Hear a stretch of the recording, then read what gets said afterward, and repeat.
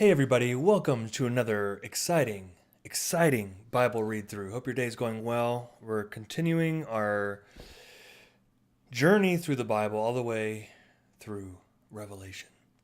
Someday, if I can just get through Genesis. Still going through Genesis, the first book of the Bible. So we're reading through 27 through 30. If my mouth and face hold out, I'm going to try to do 27 through 30. Let's dive in. Chapter 27. When Isaac was old and his eyes were dim so that he could not see, he called his elder son Esau and said to him, "My son." And he answered, "Here I am." He said, "See, I am old. I do not know the day of my death. Now then, take your weapons, your quiver and your bow, and go out to the field and hunt game for me. Then prepare me a savory food, such as I like, and bring it to me to eat, so that I may bless you before I die." Now Rebekah was listening when Isaac spoke to his son Esau.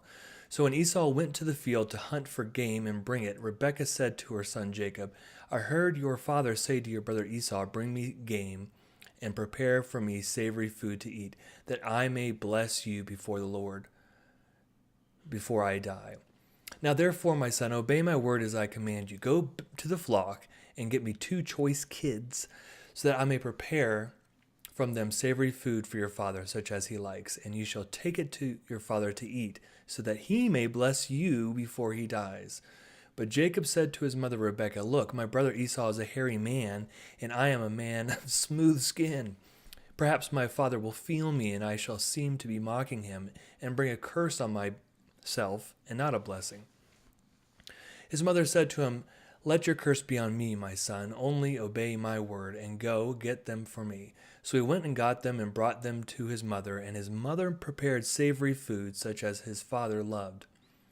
Then Rebekah took the best garments of her elder son Esau, which were with her in the house, and put them on her younger son Jacob. And she put the skins of the kids on his hands and on the smooth part of his neck. Then she handed the savory food and the bread that she had prepared to her son Jacob. So he went to his father and said, "My father," he said, "here I am." "Who are you, my son?" Jacob said to his father, "I am Esau, your firstborn." He's lying. He's lying. "I have done as you told me. Now sit up and eat of my game, so that you may bless me." But Isaac said to his son, "How is it that you have found it so quickly, my son?" He said, "Because the Lord your God granted me success." Then Isaac said to Jacob, come near, that I may feel you, my son, to know whether you are really my son Esau or not." So Jacob went up to his father Isaac, who felt him, and said, "The voice is Jacob's voice, but the hands are the hands of Esau." He did not recognize him because his hands were hairy like his brother Esau's hands, so he blessed him. He feels the hair, so he blesses. Verse 24, he said, "Are you really my son Esau?" He answered, "I am." Then he said, "Bring it to me, that I may eat of my son's game and bless you." So he brought it to him, and he ate, and brought him wine, and he drank. Then his father Isaac said to him, "Come near and kiss me, my son." So he came near and kissed him, and he smelled the smell of his garments and blessed him, and said, "Ah, the smell of my son is like the smell of a field that the Lord has blessed. May God give you of the dew of heaven and of the fatness of the earth and plenty of grain and wine. Let peoples serve you and nations bow down to you. Be Lord over your brothers, and may your mother's sons bow down to you. Cursed be everyone who curses you, and blessed be everyone who blesses you." Sorry, Esau, you blew it. As soon as Isaac had finished blessing Jacob, when Jacob had scarcely gone out from his presence of his father Isaac, his brother Esau came in from his hunting. He also prepared savory food and brought it to his father, and he said to his father, "Let my father sit up and eat of his son's game, that you may bless me." His father Isaac said to him, "Who are you?" He answered, "I am your firstborn son, Esau." Then Isaac trembled violently and said, "Who was it that hunted game and brought it to me, that I ate, and I ate all of it, and I ate it all? Before you came, and I have blessed him, yes, and blessed he shall be." When Esau heard his father's words, he cried out with an exceedingly great and bitter cry, and said to his father, "Bless me, Me also, father. But he said, your brother came deceitfully, and he has taken away your blessing. Esau said, is he not rightly named Jacob? For he has supplanted me these 2 times. He took away my birthright. Remember the soup, the red soup? And look, now he's taken away my blessing. Then he said, have you not reserved a blessing for me? Isn't there like a spare in the back? Daddy? Isaac answered Esau, I have already made him your lord, and have given him all his brothers and servants. And with grain and wine I have sustained him. What then can I do for you, my son? Esau said to his father, have you only one blessing, father? Where is your spare? Have you only one blessing, father? Bless me also, father. And Esau lifted up his voice and wept. Then his father Isaac answered him, see, away from the fatness of the earth shall your home be, and away from the dew of heaven on high. By your sword you shall live, and you shall serve your brother. But when you break loose, you shall break his yoke from your neck. Thank you, Daddy. Now Esau hated Jacob, obviously, because of the blessing with which his father had blessed him. And Esau said to himself, the days of mourning for my father are approaching. Then I will kill my brother Jacob. But the words of her elder son Esau were told to Rebekah. So she sent and called her younger son Jacob and said to him, your brother Esau is consoling himself by planning to kill you. Now therefore, my son, obey my voice. Flee at once to my father Laban in Haran, and stay with him a while until your brother's fury turns away. Until your brother's anger against you turns away, and he forgets what you have done to him. Then I will send and bring you back from there. Why should I lose both of you in one day? Verse 46. Then Rebekah said to Isaac, I am weary of my life because of the Hittite women. If Jacob marries one of the Hittite women such as these, one of the women of the land, what good will my life be to me?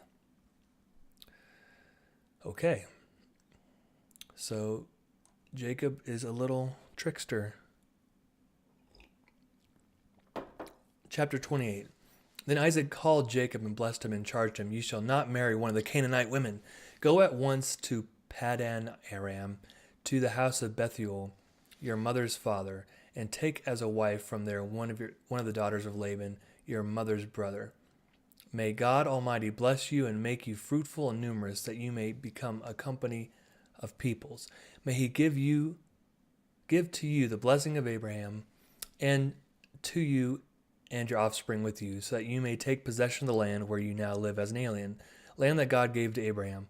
Thus Isaac sent Jacob away and went to Paddan Aram, to Laban, son of Bethuel, the Aramean, the brother of Rebekah, Jacob, and Esau's mother. Verse 6. Now Esau saw that Isaac had blessed Jacob and sent him away to Paddan Aram to take a wife from there, and that as he blessed him, he charged him, you shall not marry one of the Canaanite women, and that Jacob had obeyed his father and his mother and gone to Paddan Aram. So when Esau saw that the Canaanite women did not please his father Isaac, Esau went to Ishmael and took Mahalath, daughter of Abraham's son Ishmael, the sister of Nebaioth, to be his wife in addition to the wives he had. I'm assuming he did that out of spite, maybe. Verse 10. Jacob left Beersheba and went toward Haran. And he came to a certain place and stayed there for the night because the sun had set. Taking one of the stones of the place, he put it under his head and lay down in that place. That's a hard pillow. And he dreamed that there was a ladder set up on the earth, the top of it reaching to heaven, and the angels of God were ascending and descending on it. And the Lord stood beside him and said, I am the Lord, the God of Abraham, your father, and the God of Isaac. The land on which you lie I will give to you and your offspring. And your offspring shall be like the dust of the earth, and you shall spread abroad to the west and to the east, and to the north and the south. And all the families of the earth shall be blessed in you and your offspring. Know that I am with you and will keep you wherever you go, and I will bring you back to the land, for I will not leave you until I have done what I have promised you." Then Jacob woke from his sleep and said, "Surely the Lord is in this place, and I did not know it." And he was afraid and said, "How awesome is this place! This is none other than the house of God, and this is the gate of heaven." So Jacob rose early in the morning, and he took the stone that he had under his head and set it up for a pillar and poured oil on top of it. He called that place Bethel, but the name of the city was Luz at the time. Then Jacob made a vow, saying, "If God will be with me and will keep me in this way that I go, and will give me bread to eat and clothing to wear, so that I may come again to my father's house in peace, then the Lord shall be my God. And this stone, which I have set up for a pillar, shall be God's house, and all that you give me I will surely give 1/10 to you." Verse 29. Chapter 29. Then Jacob went on his journey and came to the land of the people of the east. As he looked, he saw a well in the field and 3 flocks of sheep lying there beside it. For out of the well the flocks were watered. The stone on the well's mouth was large, and when all the flocks were gathered there, the shepherds would roll the stone from the mouth of the well and water the sheep, and put the stone back in its place on the mouth of the well. Jacob said to them, "My brothers, where do you come from?" They said, "We are from Haran." He said to them, "Do you know Laban, son of Nahor?" They said, "We do." He said to them, "Is it well with him?" "Yes," they replied, "and here is his daughter Rachel coming with the sheep." He said, "Look, it is still broad daylight. It is not time for the animals to be gathered together. Water the sheep and go, pasture them." But they said, "We cannot until all the flocks are gathered together and the stone is rolled from the mouth of the well. Then we water the sheep." While he was still speaking with them, Rachel came with her father's sheep, for she kept them. Now when Jacob saw Rachel, the daughter of his mother's brother, Laban, would that be a cousin? And the sheep of the mother's brother Laban, Jacob went up and rolled the stone from the well's mouth and watered the flock of his mother's brother Laban. Then Jacob kissed Rachel and wept aloud. And Jacob told Rachel that he was his father's kinsman and that he was Rebekah's son, and she ran and told her father.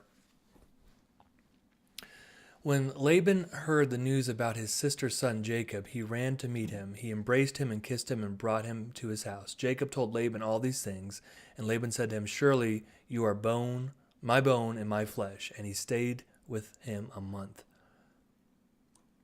Then Laban said to Jacob, "Because you are my kinsman, should you therefore serve me for nothing? Tell me, what shall your wages be?" Now Laban had 2 daughters. The name of the elder was Leah, and the name of the younger was Rachel. Leah's eyes were lovely, and Rachel was graceful and beautiful. Jacob loved Rachel, so he said, "I will serve you for 7 years for your younger daughter Rachel." Laban said, "It is better that I give her to you than I should give her to any other man. Stay with me." So Jacob served 7 years for Rachel, and they seemed to him but a few days because of the love he had for her. 7 years.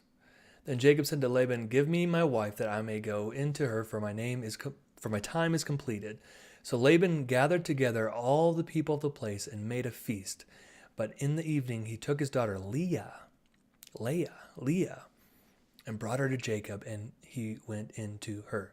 Laban gave his maid Zilpah to his daughter Leah to be her maid. Not sure why that parenthetical is there. When morning came, it was Leah. And Jacob said to Laban, "What is this you have done to me? Did I not serve with you for Rachel? Why then have you deceived me?" Laban said, "This is not done in our country, giving the younger before the firstborn." Oh, now you tell me. "Complete the week of this one, and we will give you the other also in return for serving me another 7 years. Jacob did so and completed her week. Then Laban gave him his daughter Rachel as a wife. Laban gave his maid Bilhah to his daughter Rachel to be her maid. So Jacob went into Rachel also, and he loved Rachel more than Leah. He served Laban for another 7 years. When the Lord saw that Leah was unloved, he opened her womb, but Rachel was barren. Leah conceived and bore a son, and she named him Reuben, for she said, because the Lord has looked on my affliction, surely now my husband will love me. She conceived again and bore a son, and said, because the Lord has heard that I am hated, he has given me this son also. And she named him Simeon. These are important names coming up soon. Again, she conceived and bore a son, and said, now this time my husband will be joined to me, because I have borne 3 sons. Boy, she's really looking for affirmation through this. Therefore he was named Levi. She conceived again and bore a son, and said, this time I will praise the Lord. Therefore she named him Judah. Then she ceased bearing. Okay, let's see if we can go through chapter 30. Let me get a sip of the coffee first. Chapter 30. When Rachel saw that she had bore Jacob no children, she envied her sister. And she said to Jacob, give me children or I shall die. Jacob became very angry with Rachel and said, am I in the place of God, who has withheld from you the fruit of the womb? Then she said, here is my maid Bilhah. Go in to her that she may bear upon my knees, that I too may have children through her. What a mess. What a mess. So she gave him her maid Bilhah as a wife, and Jacob went into her, and Bilhah conceived and bore Jacob a son. Then Rachel said, God has judged me and also heard my voice and given me a son. Therefore she named him Dan. Rachel's maid Bilhah conceived again and bore Jacob a second son. Then Rachel said, with mighty wrestlings I have wrestled with my sister and have prevailed. So she named him Naphtali. When Leah saw that she had ceased bearing children, she took her maid Zilpah and gave her to Jacob as a wife. Then Leah's maid Zilpah bore Jacob a son, and Leah said, good fortune. So she named him Gad. A lot of childbearing going on. Leah's maid Zilpah bore Jacob a second son, and Leah said, happy am I, for the women will call me happy. So she named him Asher. In the days of wheat harvest, Reuben went and found mandrakes in the field and brought them to his mother Leah. Then Rachel said to Leah, please give me some of your son's mandrakes. But she said to her, is it a small matter that you have taken away my husband? Would you take away my son's mandrakes also? Rachel then said, then he may lie with you tonight for my son's mandrakes. When Jacob came from the field in the evening, Leah went out to meet him and said, you must come in to me, for I have hired you with my son's mandrakes. So he lay with her that night, and God heeded Leah, and she conceived and bore Jacob a 5th son. Leah said, God has given me my hire, because I have gave my maid to my husband. So she named him Issachar.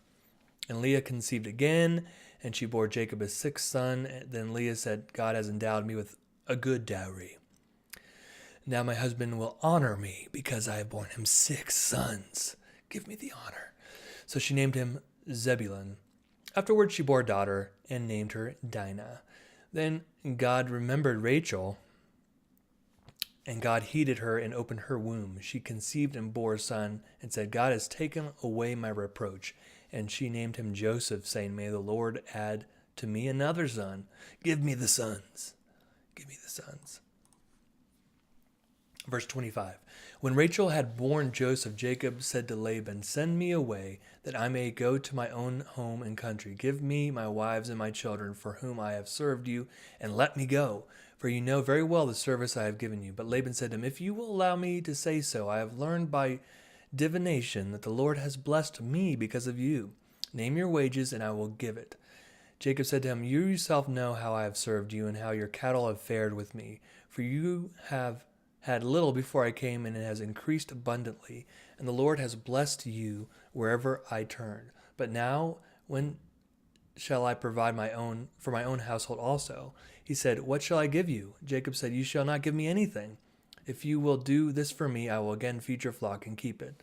Let me pass through all your flock today, removing from it every speckled and spotted sheep, and every black lamb, and spotted and speckled among the goats, and such shall be my wages. Verse 33. So my honesty will answer for me later when you come and look into my wages with you. Everyone that is not speckled and spotted among the goats and black among the lambs, if found with me, shall be counted stolen. Laban said, Good, let it be as you have said. But that day Laban removed the male goats that were striped and spotted, and all the female goats that were speckled and spotted, every one that had white on it and every one that was black, and put them in charge of his sons. And he set a distance of 3 days' journey between himself and Jacob, while Jacob was pasturing the rest of Laban's flock. Then Jacob took fresh rods of poplar and almond and plane and peeled white streaks in them and exposed the whites of the rods. He set the rods that he had peeled in front of the flocks in all the troughs, that is, the watering places, where the flocks came to drink. And since they bred when they came to drink, the flocks bred in front of the rods. And so the flocks produced young that were striped, speckled, and spotted. Jacob separated the lambs and set the faces of the flocks toward the striped and the completely black animals in the flock of Laban. And he put his own droves apart and did not put them with Laban's flock. Whenever the stronger of the flock were breeding, Jacob laid the rods in the troughs where before the eyes of the flock, that they might breed among the rods. But for the feebler of the flock he did not lay them there, so the feebler were Laban's and the stronger were Jacob's. Thus the man grew exceedingly rich and had large flocks and male and female slaves and camels and donkeys. You might need to read through that again. It's a little bit complicated. I might need to reread that. But he did some kind of finagling where he got what he wanted from Laban, basically. All right, thank you. We read through chapters 27 through 30. Thanks for joining me. We're going to continue on to the rest of the Bible. It is a goal of mine to read it cover to cover. Good luck with your own reading. Have a good day. See you next time.